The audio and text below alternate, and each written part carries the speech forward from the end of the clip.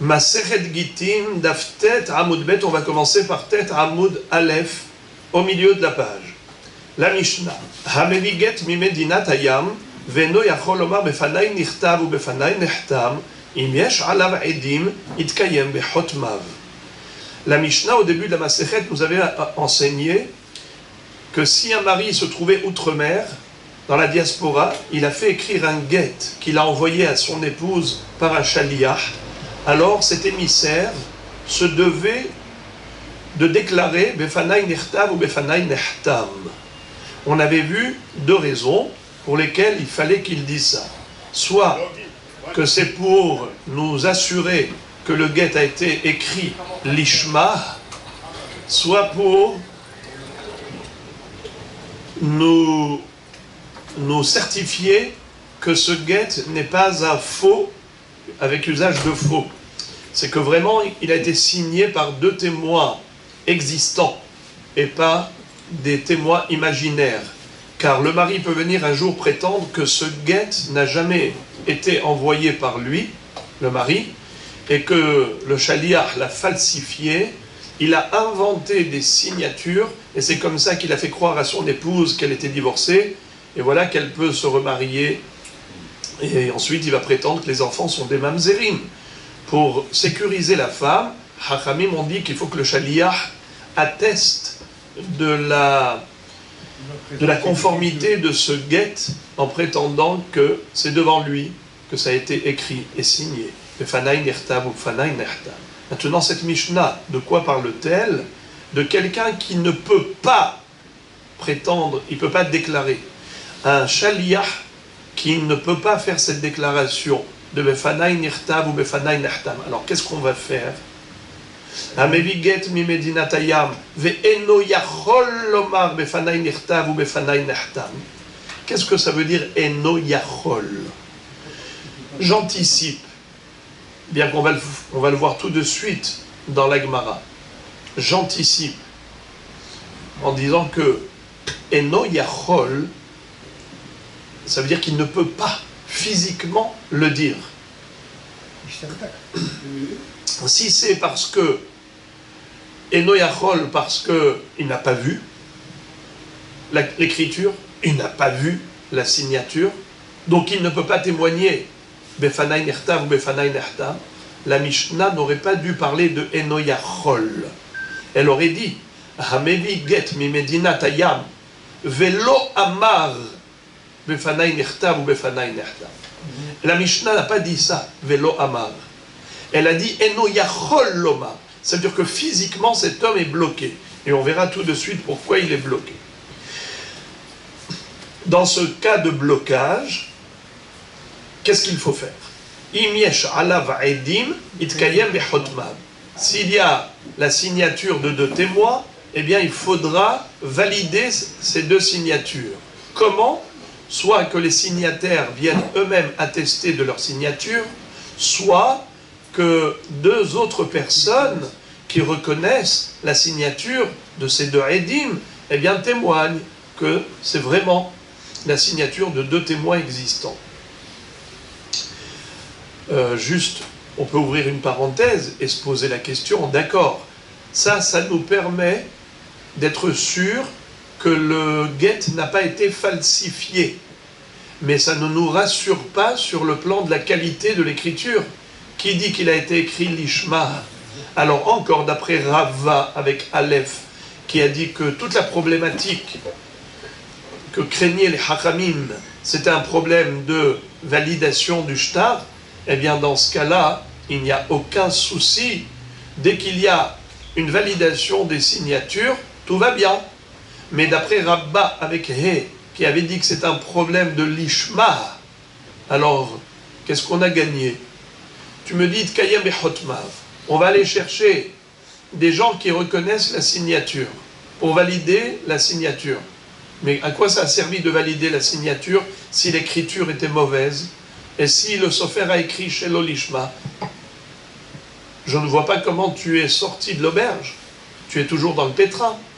Réponse, la Gemara avait dit les ahar chez l'amdou, que cette Mishnah parle que dans un endroit où il y a eu le Dafayomi organisé, des shiurim de halakha organisés en diaspora, et donc désormais, il n'y a plus aucun souci d'ignorance, ils ont appris le din de l'Ishma.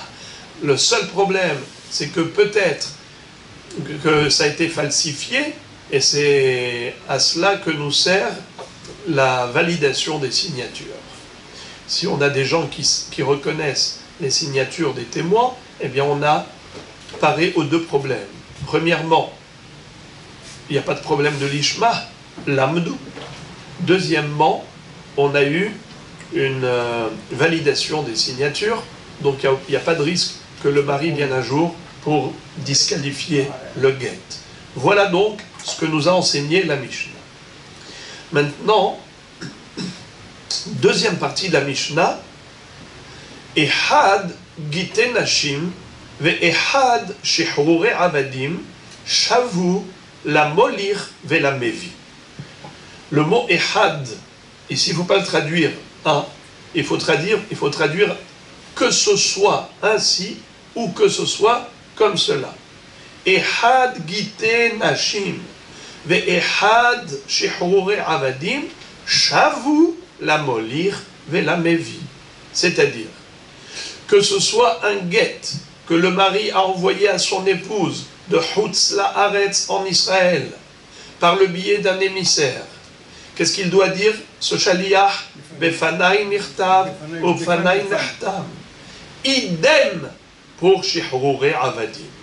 Lorsque le Adon, qui se trouve en diaspora, envoie un guet shehrur, un acte d'affranchissement, un acte de libération de son Eved Kenani qui se trouve en Israël, il lui envoie le get shehrur, l'émissaire, le shaliach, doit également, il doit dire befanai nirtav ou befanai nahtam, car il y a exactement les mêmes problèmes qui peuvent survenir au niveau du get shehrur comme dans le get isha.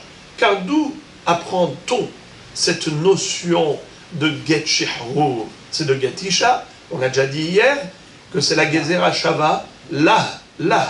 Il est écrit à propos du get, mais katav là, sefer keritut, il est écrit à propos de la shifha, o hufsha lonitan là.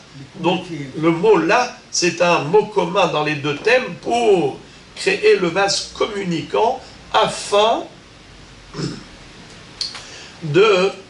d'appliquer les lois du get isha au get shehrur. Et de la même façon que le get isha doit être écrit l'ishma, ainsi le get shehrur pour libérer l'esclave doit être écrit l'ishma. Et de la même façon qu'il faut valider les signatures pour un get isha, ainsi il faut valider les signatures pour get shehrur. Et la Mishnah conclut en disant Vezo ahat minadrachim sheshavu gite nashim le shehrure avadim. Et cela, c'est l'un des différents éléments qui sont communs au get isha et au get shehrur. C'est-à-dire que nous allons voir dans les Mishnayot à venir qu'il y a encore d'autres points communs aux deux sujets, get isha, get shehrur. Ça c'est le premier. Là, on nous a enseigné, voici le premier point commun. C'est quoi le premier point commun? C'est que le shaliach doit dire befanai nirtav ou befanai nahtam, aussi bien pour un get shehrur comme pour un get isha. C'est ce que nous dit la Mishnah. Ehad gite nashim ve ehad shehrure avadim shavu la molir ve la mevi. C'est quoi shavu? Shavim, shavé, égal, équivalent. La molir ve la mevi. Que veut dire molir? Et que veut dire mevi?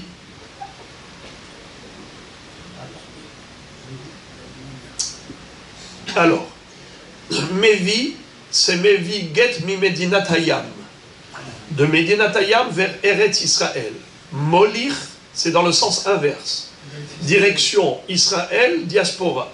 Donc, ça va dans les deux sens. Bilatéral. Que le shaliach apporte un get de Hutz La'aretz vers Eretz Israël ou vice-versa, d'Eretz Israël vers Chutz La'aretz, le shaliach se doit de déclarer et d'attester Befanai Nirtav ou Befanai Nehtav. Seulement, je peux vous poser la question encore dans le sens Eretz, diaspora, Eretz Israël. Je comprends, il y a un problème de l'ishma, mais dans le sens inverse, pourquoi faut-il aussi dire Befanai Nirtav ou Befanai Nehtav? Qui est-ce qui se rappelle? On avait déjà vu ça.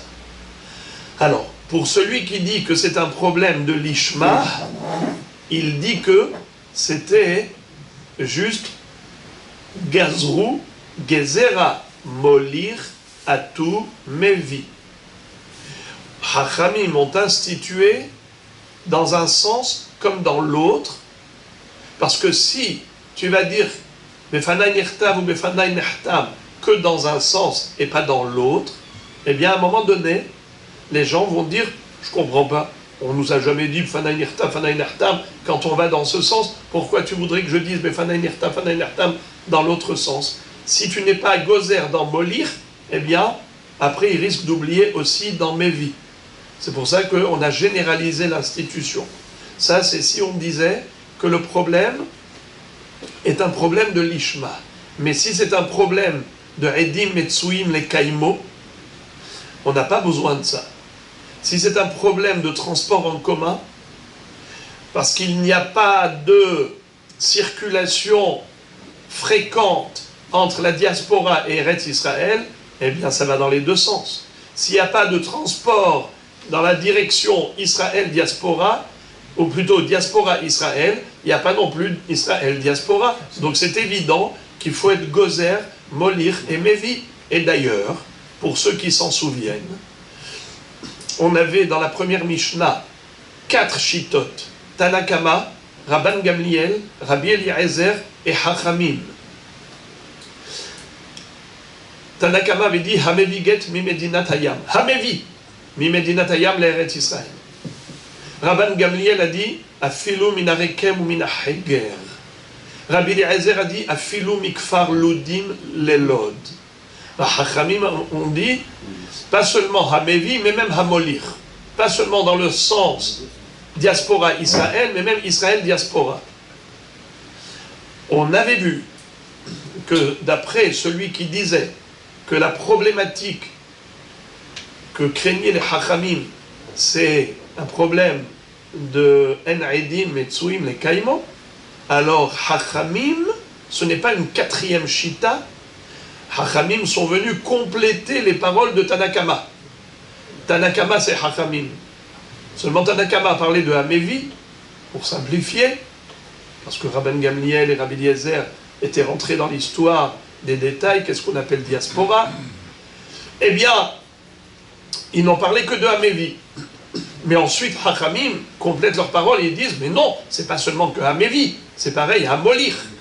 Donc, Hamevi ve Hamolir, que ce soit dans la direction diaspora Israël ou Israël diaspora, il faut toujours dire Befanai Nirtav ou Befanai Nehtav. Qu'est-ce que cette Mishnah, la nôtre, ici d'Aftet, nous a enseigné de plus que la Mishnah d'Afbet, le début de la Gemara?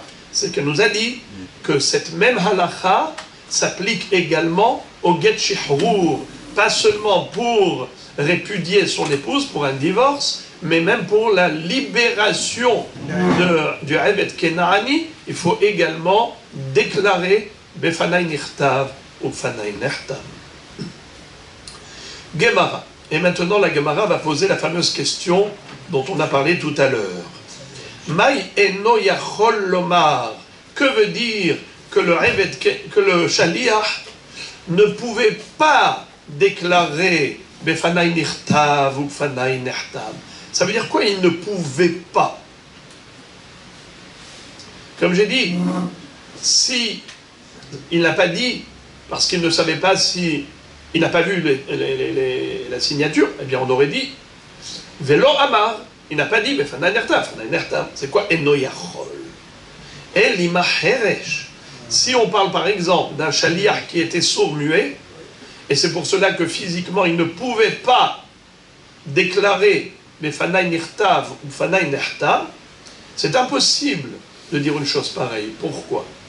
Heresh bar atouye gitaou, ve'atnan, hakol kesherim lehavi et aget, chutz meheresh shote ve'katan. Ça veut dire que toute la problématique, c'est juste parce qu'il venait de Medina Tayyam. Mais si c'était en Israël où on n'a pas besoin de Befanay Nirtab, Fanay Nirtab, donc le Heresh, c'est bon. Faux. Même en Eretz Israël où on n'a pas besoin d'un endroit à l'autre, dire Fanay Nirtab, Fanay Nirtab, le Heresh n'est pas soul. Pourquoi? Car il n'est pas habilité à être Shaliach. Les dynimes de Shlihut. Comment un mari peut envoyer un guet à sa femme et par le biais du Shaliach, elle est divorcée? Mais la Torah dit Vekatavla sefer keritut venatan beyada, il faut que ce soit le mari qui donne le guet en main propre à son épouse. Comment est-ce que le Shaliach fonctionne? Réponse Shlocho shel adam kemoto. Le Shaliach de la personne, c'est son prolongement. Et qui t'a dit ça? Eh bien, il y a toute une sugia dans Kiddushin Daf Mem Aleph. Le mot Veshilecha mi beto, Veshilach, melamed shabaal ose Shaliach. Il y a un limoud, c'est pas une invention. La notion de shlichut, la délégation, mandater quelqu'un pour réaliser une opération grandiose qui s'appelle le divorce, c'est pas quelque chose qu'on peut inventer, il faut un limoud. Alors la Torah, quand elle t'a donné ce limoud, une dracha, pour te dire que le mari peut nommer quelqu'un pour le remplacer à lui, il est délégué par le mari, il le remplace, shlocho shel adam kemoto, c'est seulement s'il est bardaat, mais pas s'il est heresh shote katan, comme il est écrit ve'atnan. D'ailleurs, c'est écrit dans une Mishnah, hakol kesherim lehavi et aget, chutz mi heresh shote katan. Tout le monde est apte à devenir shaliach du mari, à l'exception de 3 personnes, un petit, un fou ou un heresh, un sourd-muet. Alors, donc de toutes les façons, il ne peut pas être shaliach. Même s'il ne fallait pas dire Befanay Nirtav ou Befanay Nahtav. Ici, tu me dis, le problème, c'est qu'il n'arrivait pas à le dire, parce qu'il est devenu Heresh. Et si on est en Israël et on n'a pas besoin de dire Befanay Nahtav, Befanay Nahtav, alors quoi, c'est valable? Non. Mais non, le Heresh n'est pas valide ni habilité à être Shaliach. Alors je n'ai pas compris ce que veut dire la Mishnah. Réponse à Rav Yosef, Hacha b'may askinan kegon shenetanola כשהוא פיקח ולא הספיק לומר בפני נכתב בפני נכתב עד שנתחדש.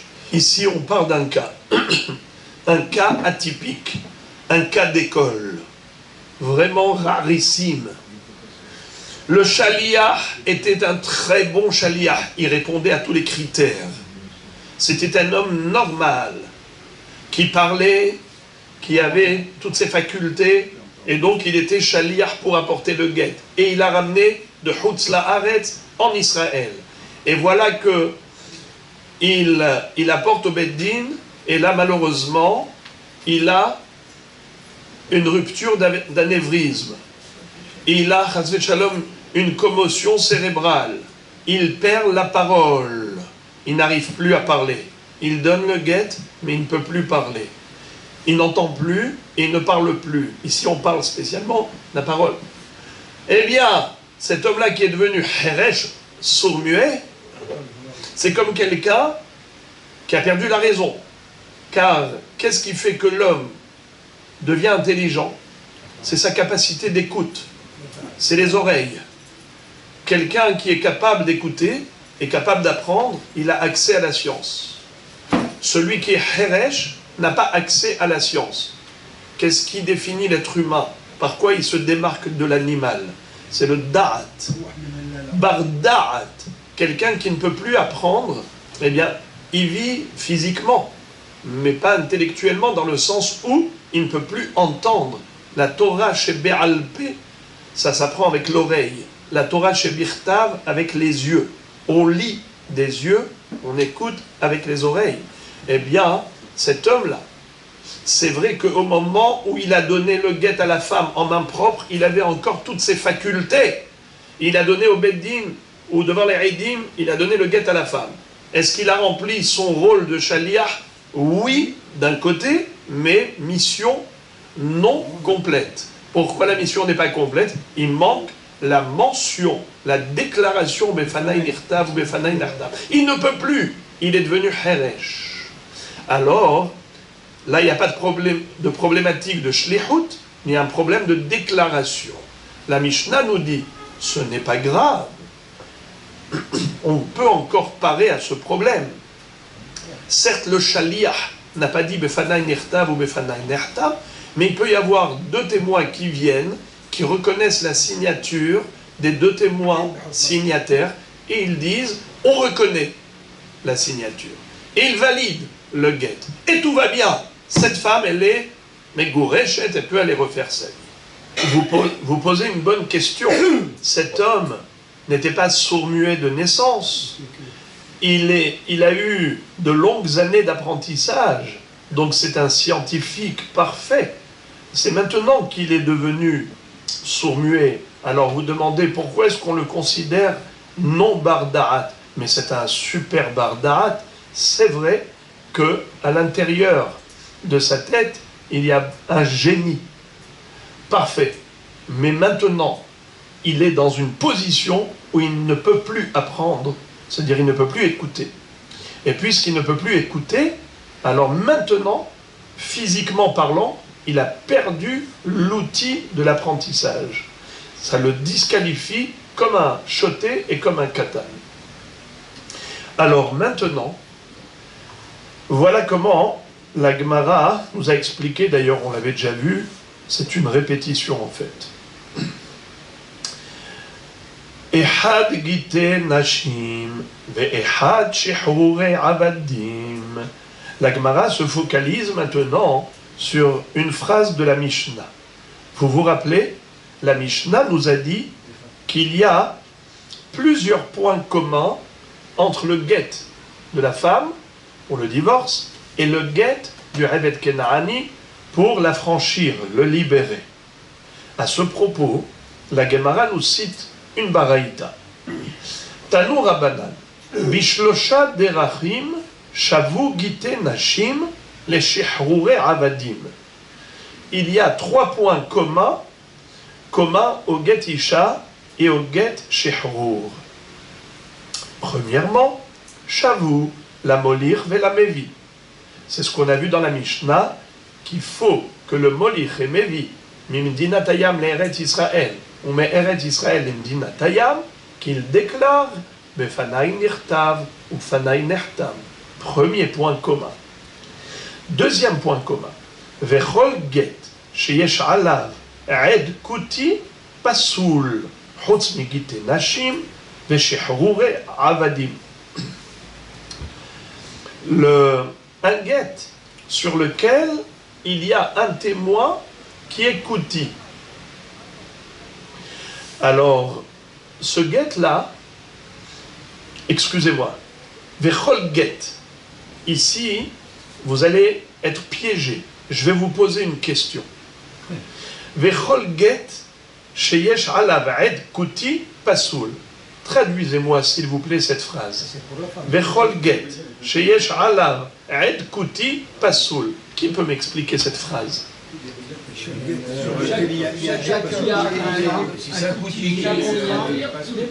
Ça veut dire que vous parlez de quel get?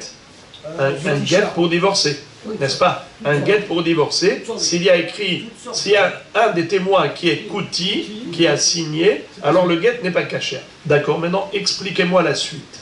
Chutz migite nashim veshehrure avadim. À l'exception de get de divorce et de get de shehrur, un get pour libérer le Eved Kenaani. Dans ce cas-là, même si le kuti est signataire, le get est cachère. De quel get tu parles? C'est la question que je vous pose. Je vous ai dit que j'allais vous piéger. Alors vous êtes des gens avertis. Un homme averti en vaut 2. Alors, regardez, dites-moi. Hein? Ah. Bravo. Ah, ça fait plaisir. On l'avait dit le premier jour, je ne sais pas si vous vous rappelez, de l'introduction à la Masechet Gittin. J'avais dit que le mot get n'est pas spécifique au divorce. Le mot get, ça veut dire shtar, un document. C'est ça le mot get. Il existe get isha, get shihrur et get mamonot. On avait vu qu'un shtar de mamonot, tout acte de transaction commerciale, de vente, de prêt, tout cela, ça s'appelle get. Et c'est de cela qu'il s'agit justement. Kol get, sheyesh alav et kuti pasoul. N'importe quel get. De quoi on parle ici? Regardez Rashi. Rashi, regardez. Les deux dernières lignes de Rashi en bas. Kol get, kelomar, kol shtar. N'importe quel shtar où il y a un signataire qui est kuti, pas kasher. Hut migite nashim. À l'exception du get isha ou du get shihrur qui est kasher, même si il y a un kuti qui est signataire. Alors, ça, déjà, on a remis les pendules à l'heure pour savoir de quoi on parle. Quel est le point commun? Commun au get shihrur et get isha, qui n'existe pas, un din qui n'existe pas pour d'autres gitin. C'est que pour tous les gitim, pour tous les documents, si l'un des edim est un kuti, pas kasher. Si, c'est sûr, il est signé sur un document de get isha ou de get shihrur, le get est kasher. Voilà le point commun, get shihrur, get isha. C'est qu'un kuti signataire ne pose pas de problème. Alors d'abord, c'est quoi les kutim? Les kutim, c'est quoi? Dites-moi. Bravo. Lorsque Sancheriv avait conquis le monde, il avait déplacé les nations, exilé les peuples pour marquer sa souveraineté.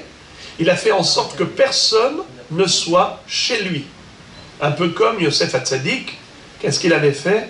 Il avait déplacé les Égyptiens d'un endroit à l'autre pour, une fois qu'ils ont vendu leur terrain pour acheter du blé, n'est-ce pas, en échange du blé de Yosef, eh bien, pour pas qu'ils disent on est encore chez nous, personne n'est chez lui.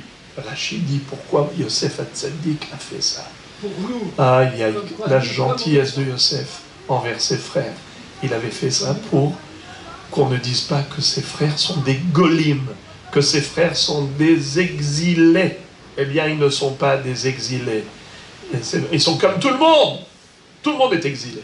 Bon, en tout cas, c'est ce qu'il a fait. Entre autres, comment il s'appelle? Sancheriv le Racha, l'empereur roi de Achour. Il a exilé les 10 tribus de Samarie et il a installé les goïms du pays de Kouta en Samarie. Donc ils étaient là-bas, dans le Shomron.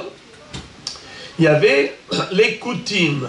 Or, ces Koutim n'étant pas juifs d'origine, ils continuaient de faire Avodah Zara comme d'habitude, et c'est comme ça qu'ils ont été attaqués par des hordes de lions. Ils ont compris que c'était un message divin, et ils se sont convertis au judaïsme. La mahloquette entre les Tanaïm est de savoir comment considérer leur conversion. Est-ce qu'ils sont guérés Emet ou guérés Arayot? Est-ce que c'est juste une régularisation, c'est-à-dire par la peur des lions, par la pression et la contrainte, alors ils se sont convertis, mais ils n'ont jamais vraiment adhéré au judaïsme, donc ils n'ont pas un statut de juif, ils ont un statut de goïm, ou bien on va dire que certes les lions, ça a été le facteur déclenchant cette démarche de conversion, mais en finale, ils ont adhéré finalement au judaïsme. Après, quand ils ont eu peur d'Hachem, ils se sont convertis, mais vraiment. Alors ils s'appellent Guéré Emet. Ce sont des juifs à part entière. On a découvert finalement qu'ils continuaient à faire de la Avodah Zara sur le mont Gerizim. On a trouvé là-bas une colombe en or qui était là-bas cachée dans un temple et on a décrété sur eux qu'ils soient considérés comme des goïms. Ça veut dire dans l'absolu, ils sont juifs, mais Midera Banan, ils sont considérés comme des goïms. Alors maintenant, regardez le sujet. Quand on nous dit que un kouti qui a signé un get, le get est kasher, d'après vous, ce kouti-là, quel est son statut? Juif ou goï? Juif. Bravo. Donc forcément, on parle ici d'après le Man de Hamar qui dit que le Kouti s'appelle Guéré Emet. Maintenant, pourquoi donc, si le Kouti est signataire d'un document, d'un acte de prêt, un acte de vente, une transaction commerciale, tout ce qui est d'ordre pécuniaire, pourquoi est-ce que le Kouti n'est pas cachère? Bravo! C'est parce qu'on a décrété Midera Banan qu'il soit considéré comme un goy. Qu'il soit considéré goy. Alors, Midera Banan, il n'est pas cachère. Alors maintenant, si Midera Banan, il n'est pas cachère pour signer un document de transaction commerciale, pourquoi est-ce qu'il est cachère pour signer un get? Si Hachamim ont décrété qu'il soit considéré comme un goy, alors allons-y jusqu'au bout. On ne peut pas être incohérent. Pour les chitrés, guité mamonot, il n'est pas cachère. Pour guité, pour get isha et get shehour, il est cachère. What is it? Bravo! On l'a déjà vu dans le Daf Gimel. Mishum iguna akiluba rabanan. Pour ne pas laisser la femme aguna, alors bien que le Kouti est disqualifié par rapport à toutes sortes de Edouyot, mais pas par rapport à Edout Isha. Car on ne veut pas que la femme reste bloquée à vie. Pour faciliter les choses, on a laissé le digne de la Torah. Un Kouti, c'est un juif. Pourquoi c'est un juif? Parce que ils étaient guérés Emet. Un guerre, qui est un vrai guerre, et après il a rechuté. Alors quoi? Il est redevenu goy? Ce n'est pas possible. Israël a frappé chez Hata. Israël où? Un goy peut devenir juif, mais un juif ne peut pas devenir goy. Ça, c'est impossible. Voilà, une fois qu'il est devenu guerre. Alors, c'est vrai que Midera Banan, il est considéré goy, mais Minatora, il est juif. Alors, Hachamim m'ont dit, pour ce qui est Diné Mamonot, il est disqualifié en tant que Aid. Il n'est pas Aid. Mais pour Get Isha et Get Shehu, is very good. C'est ça le din que nous venons d'apprendre. Deuxième point commun. Je répète. Vechol get sheyesh alav Aid Kuti pasul chutz migite nashim veshehurure avadim. Troisième point commun. Vechol ashtarot ha'olim be'arkaot shel ovdei kochavim אף על פי שחותמיהם עובדי כוכבים כשרים חוץ מגיטי נשים ושחרורי עבדים. Maintenant parlons d'un vrai goy qui a signé un document d'ordre pécuniaire. Par exemple, un acte notarié. Un acte qui a été signé dans les arkaot, dans les tribunaux des goïms. Il est écrit là-bas que Réhouven a prêté de l'argent à Shimon, signé Dupont et Martin. D'accord? Alors maintenant, est-ce que c'est cachère ou pas cachère? Figurez-vous, cachère. Maintenant, si on parle d'un guet, signé Dupont et Martin, cachère ou pas cachère? Pas cachère. Get Shehrur, l'acte de libération du Hebet Kenarani, signé Dupont et Martin, cachère ou pas cachère? Pas cachère. Comment ça se fait? Là maintenant c'est l'inverse. Pour le Get Isha et pour le Get Shehrur, on te dit que Dupont et Martin, qui ont signé sur le Get, pas cachère. Mais si c'était un acte notarié qui a été établi au sein d'un tribunal goy, avec signature de deux goïms, ce get a cet acte de vente ou de prêt ou de toute transaction commerciale a une valeur de droit, une valeur de shtar. Comment ça se fait? Rachid dit quelque chose de très beau. Premièrement, il dit Dina de Malchuta Dina. La loi du pays, ça a une valeur de din aux yeux de la Torah. Deuxièmement, c'est qu'il dit que parmi les 7 mitzvot noachid, les goïms, ils ont aussi la mitzvah de dinim. C'est quoi les 7 mitzvot benen Noach? Interdit de faire avodah zara, gilui arayot, La débauche, n'est-ce pas? La relation incestueuse. Le vol. Ensuite, Ever Minachai. Manger le membre d'une bête qui n'a pas été tuée au préalable. Pas besoin de shrita, mais tu n'as pas le droit de couper un membre d'une bête vivante pour ensuite retirer le membre et le manger. Assaut. Ever Minachai. Quoi encore? L'interdiction de blasphémer le nom d'Akadosh Baruch Hu, ce qu'on appelle Birkat Hashem. Donc ça nous fait déjà combien?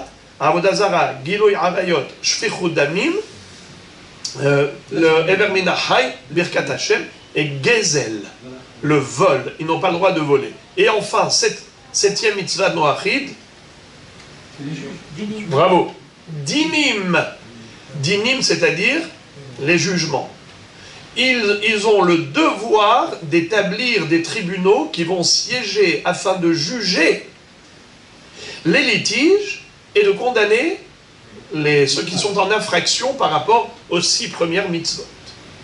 Ok, alors maintenant, puisque ce shtar notarié a une valeur de shtar, même s'il était signé par des goyim au sein d'un tribunal goy, quelle est la spécificité donc du get isha et get shihur? C'est que là-bas, non, ce n'est pas kasher.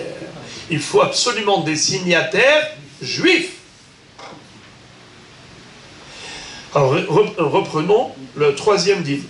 Vechol ashtarot ha'olim ve'arkaot shel ovdei kochavim, et tous les documents qui ont été établis dans les arkaot. C'est quoi la traduction du mot arkaot? Tribunaux.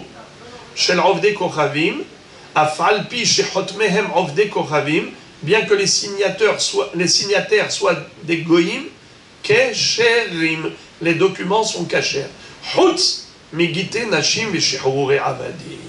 À l'exception de gite nashim et shehurei avadim, ce n'est pas kasher si ça a été signé par des goyim. La baraïta continue en nous disant, ou que divrei Rabbi Meir be'arba'a. Selon Rabbi Meir Ba'alanes, il y a 4 points communs au get isha et get shihur. À part les 3 qu'on vient d'énumérer, il y a un 4e sujet. Lequel? Ha'omer, ten get zele ishti, ou shtar shihur zele avdi. Ratza lahzor bishnehen, yahzor, divrei Rabbi Meir.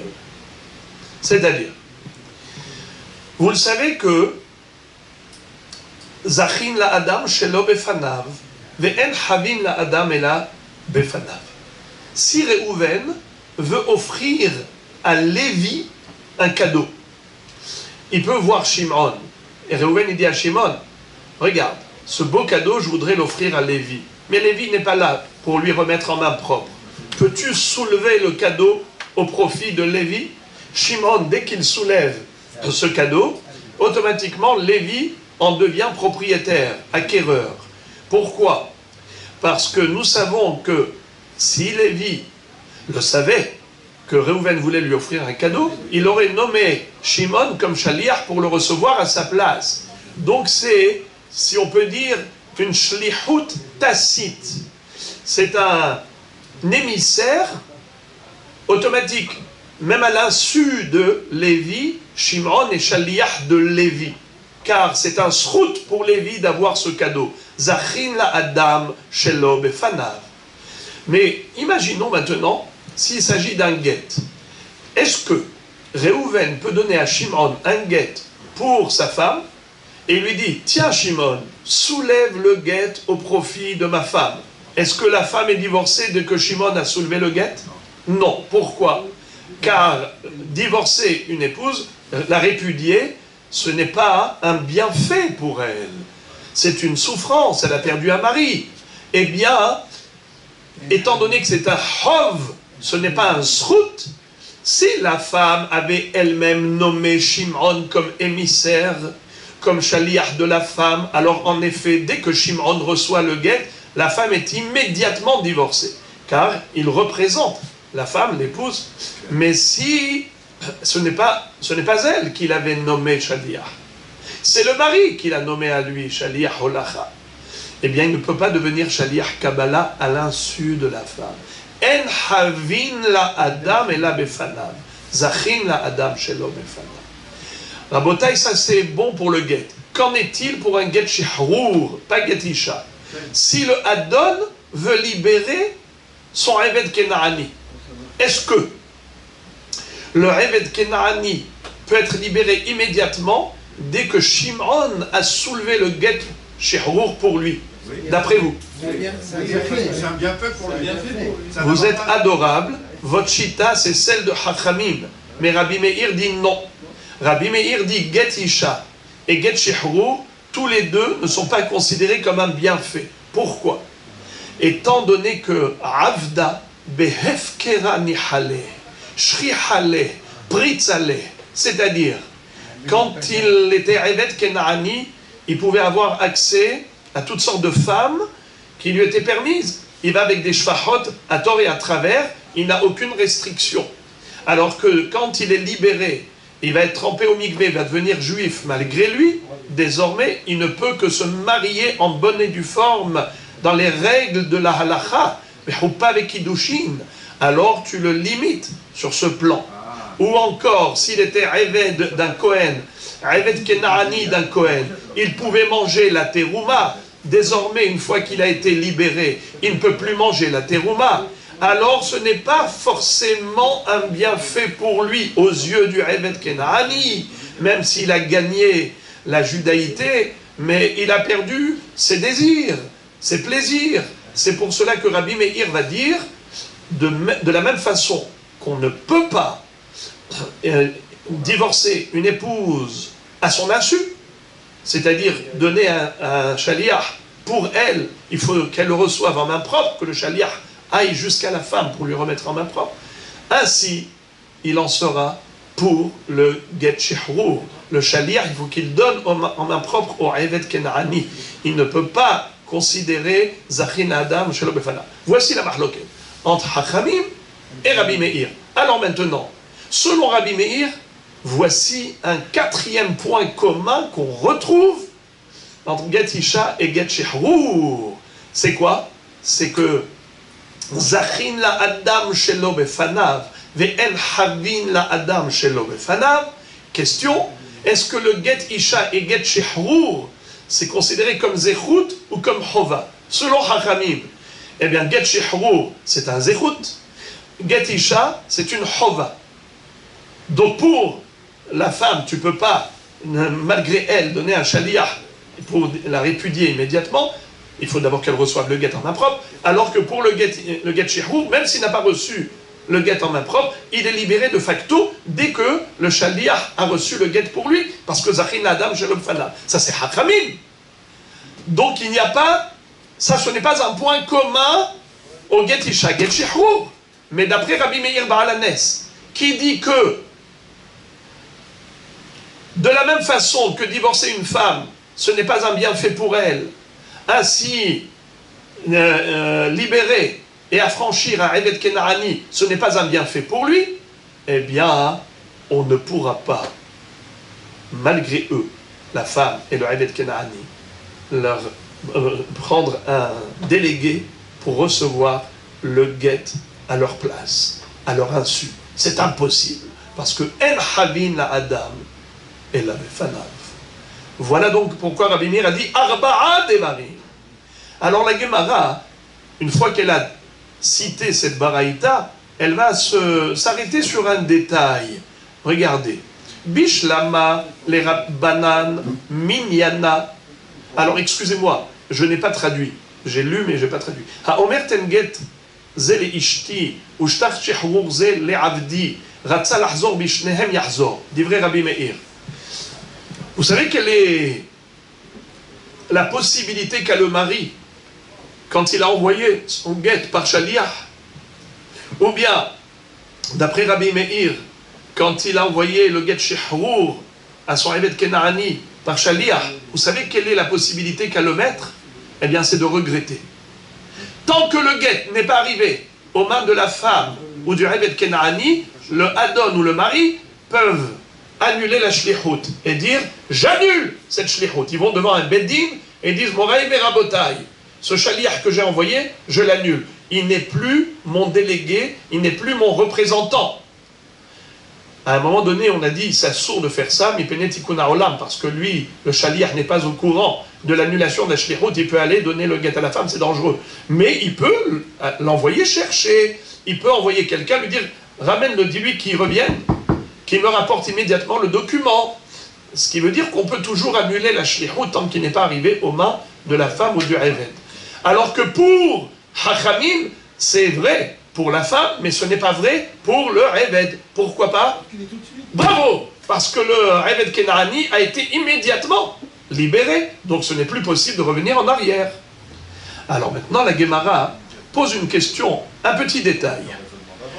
Bishlama le Rabanan, minyana le ma'oteha de Rabbi Meir, et là le Rabbi Meir, minyana le ma'ote mai.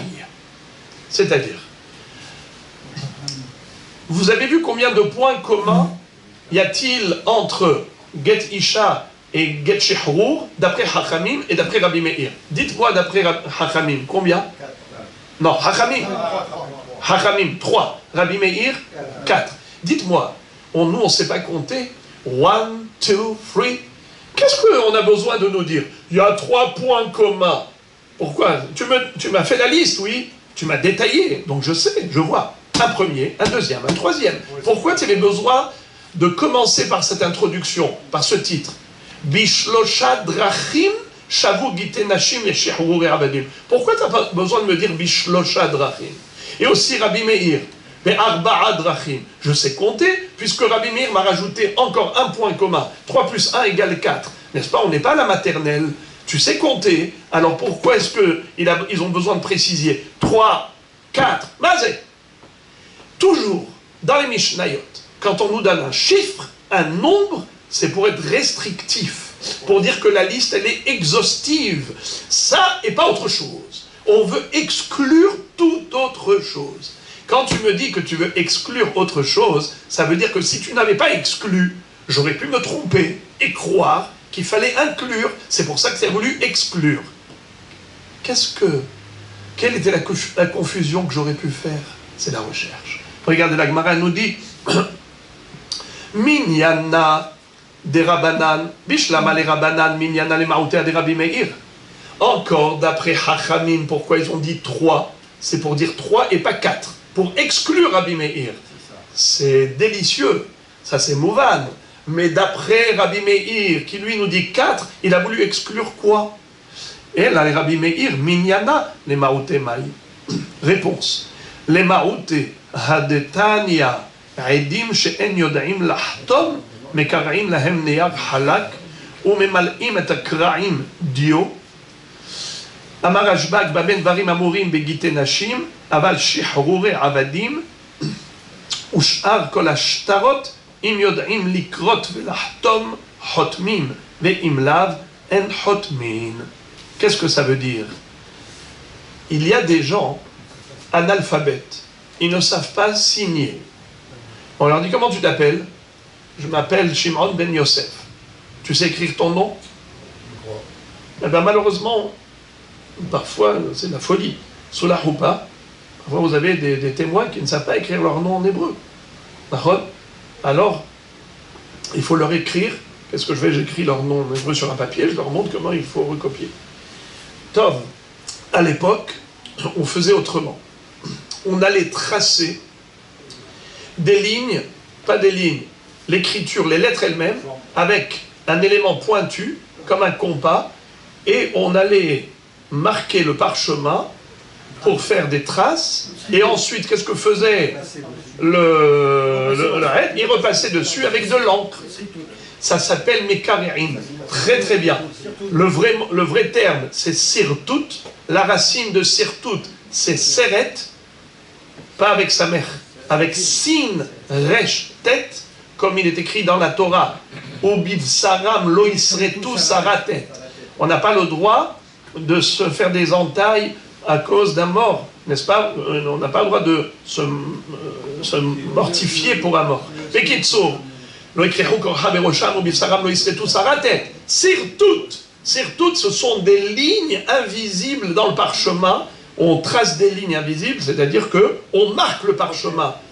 Alors maintenant, là on marquait le parchemin avec le nom des Edim qu'ils allaient remplir d'encre. Ça s'appelle ici dans le langage de la Braïta, non pas Mesartetin, il est écrit Mekarein, on déchire. C'est pas vraiment déchiré, c'est déchiré dans l'épaisseur du claf. Parce que quand vous faites une trace, ça veut dire quoi une trace? C'est que vous avez réellement coupé un petit peu l'épaisseur du parchemin. C'est-à-dire que vous avez creusé une fine pellicule du parchemin. Vous avez creusé, ça s'appelle les croix. Alors regardez.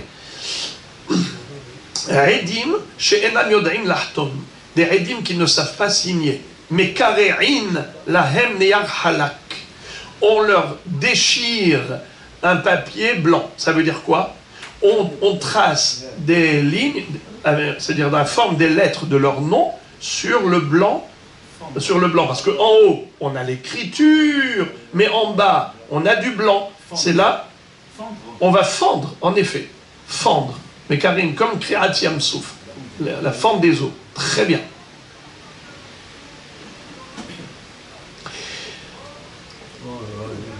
Amar Rashbag, Bamedvarim Amurim, Begite Nashim.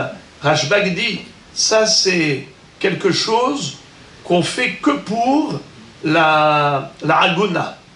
Rachid dit, Begite Nashim, que pour le guet de la femme, Meshum Takanat Agunot.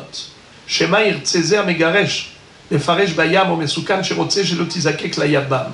C'est-à-dire, étant donné que les Hachamim ont pris à cœur le problème des agonotes, imaginons que le mari est là, et pour libérer sa femme, il faut qu'il lui donne un guet, mais tout de suite après, il va prendre l'avion, et il va partir, et on ne pourra plus avoir la main dessus. Sait-on jamais si cette femme va rester agona? Alors profitons-en, tant qu'il est là, avant qu'il parte. Et le problème, c'est que les témoins que tu as, c'est des analphabètes. Comment tu fais? Alors, Hachamim m'ont dit, ce n'est pas grave. Tu peux tracer leur nom sur le parchemin et eux repassent dessus avec de l'encre. Et franchement, c'est quoi ça? Tu signes à leur place? Eh bien, Hachamim ont été mekilim pour la Aguna. Mais cette coula, cette tolérance n'a pas lieu d'être ni pour le get shihrur, ni pour aucun document d'ordre pécuniaire.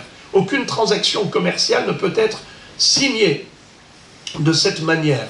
C'est ou bien que le signataire sait signer, sinon tu vas chercher quelqu'un d'autre qui sait écrire, qui sait signer. D'accord? Alors, tu vois que le get isha et le get shihrur ne sont pas identiques. Voilà ce qu'on a voulu exclure. Ce que Rabbi Meir, en disant Arba'a, il y a 4 points communs au get isha et get shihrur, mais le 5e point, il n'est pas commun. Pour le get isha, on permet et on tolère le sirtout de leur signature, mais pour le get shihrur, on ne permet pas aux dayanim de préparer la signature avec du sirtout. Juste, la Gemara ouvre une parenthèse, elle dit, attends, tu as dit ushar kol ashtarot pour tous les autres documents, im yod'im likrot velachtom hotmim, vim lam en hotmim. S'ils savent lire et signer, alors on les fait signer. Sinon, ils ne peuvent pas signer. Il faut trouver d'autres signataires. Tu as parlé de lecture, ils ne savent pas lire. Mais qui a parlé de lecture? On a parlé d'écriture, de signature. Alors la Gemara répond, il manque une parenthèse dans cette baraïta. Voici comment il faut lire la baraïta. Edim she'enam yod'im likrot. Des edim qui ne savent pas lire. Korim lifnehem vechotmin. Par exemple, qu'est-ce qui est écrit dans le shtar? Réhouven a prêté 1 million de shekels à Shimon. Eux, ils étaient présents au moment du prêt. Alors maintenant, nous, on écrit et on leur dit signer. Ils disent, nous, on va signer. Mais sur quoi on va signer? Eh bien, sur ce qui est écrit en haut. Mais nous, on ne sait pas lire. Alors, il faut leur lire ce qui est écrit en haut pour qu'ils sachent sur quoi ils signent. Et après, s'ils ne savent pas signer, et s'ils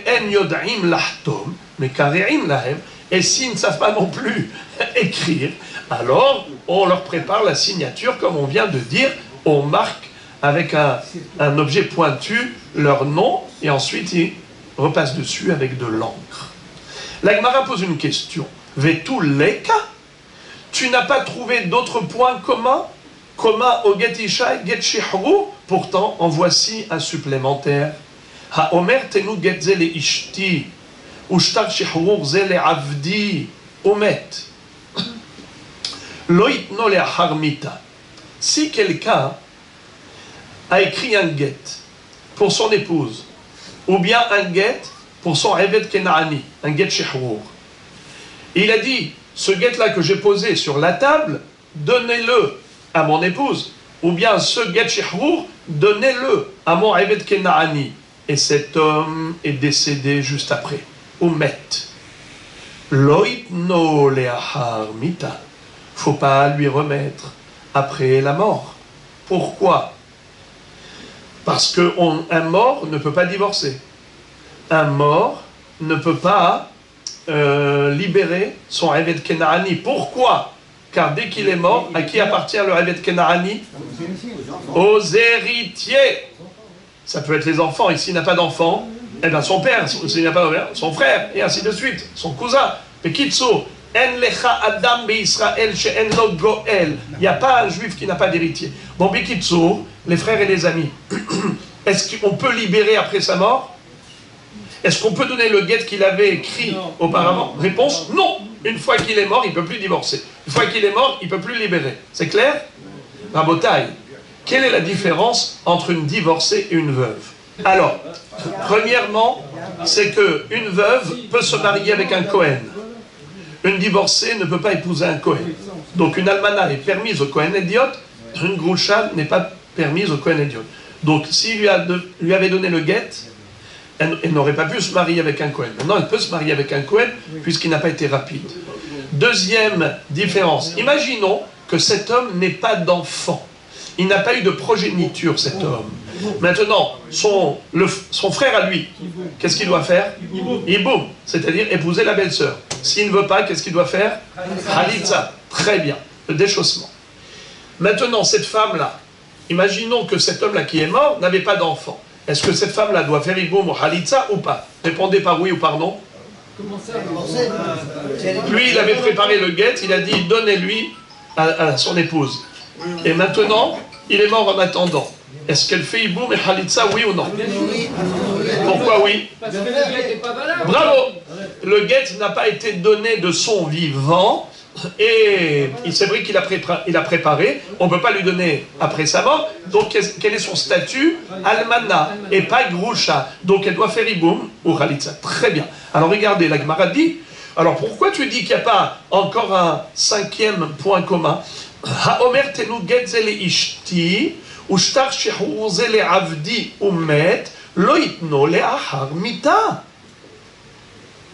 Eh bien, dans ces deux get isha et get shehur, après la mort du propriétaire ou la mort du mari, il ne faut pas remettre ni à la femme ni au révet. Voilà un point commun. D'ailleurs, la Braïta continue en disant tenu maneli ploni umet, itno le ahar mita.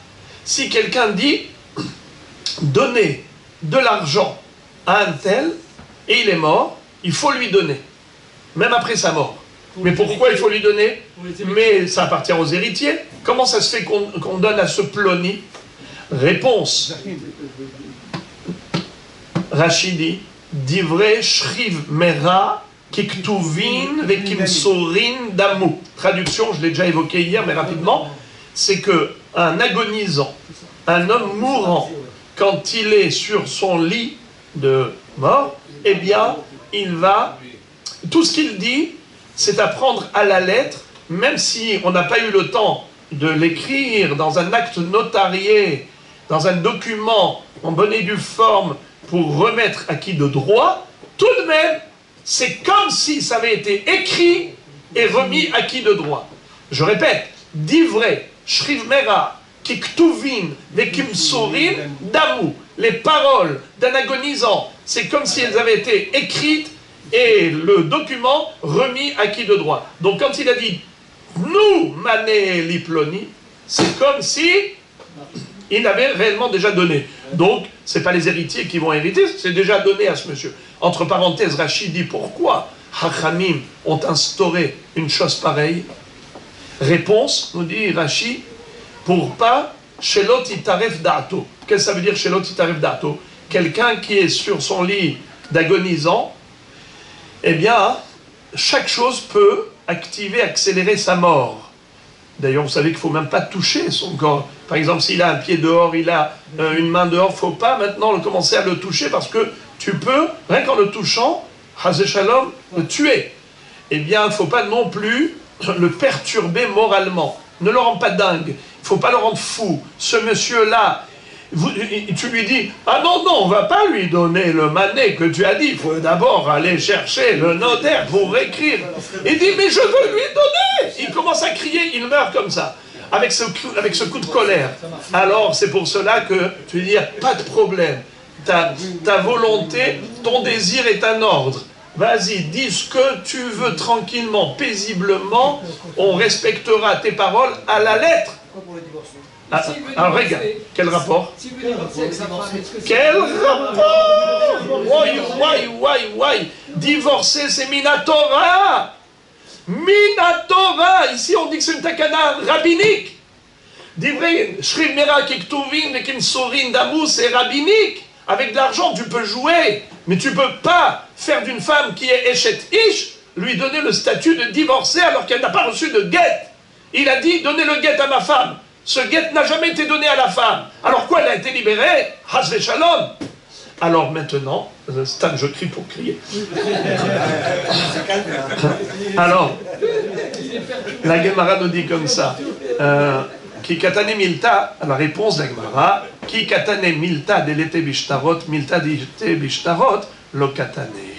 En fait, pourquoi est-ce que ça n'a pas fait partie de la liste des points communs au Gatisha, Gatshihuru? C'est parce que ce n'est pas exclusif dans ces deux domaines. Des Shalach Rabin, Mishme de Rabbi Abahu. Un jour, Rabin a envoyé un message d'Eretz Israël au nom de Rabbi Abahu. Il leur a dit, Revu Yod'in, sachez que, chez Shalach Rabbi Elazar la Gola Mishum Rabbeinu. Rabbi Elazar a envoyé en Eretz Israël au nom de Rabbeinu. Rabbeinu, c'est Rav. Shriv Mera, un mourant, un agonisant, chez Amar, Kitvu Utnu Mane Liploni, s'il a dit écrivez un shtar et donnez un shtar de don, de legs, je veux offrir cadeau 1 million de shekels à un tel, et donnez-lui Utnu Mane Liploni, Umet, et il est mort, En Kotvin. ואין נותנים שמה לא גמר להקנותו אלא בשטר ואין שטר לאחר מיתה. C'est-à-dire,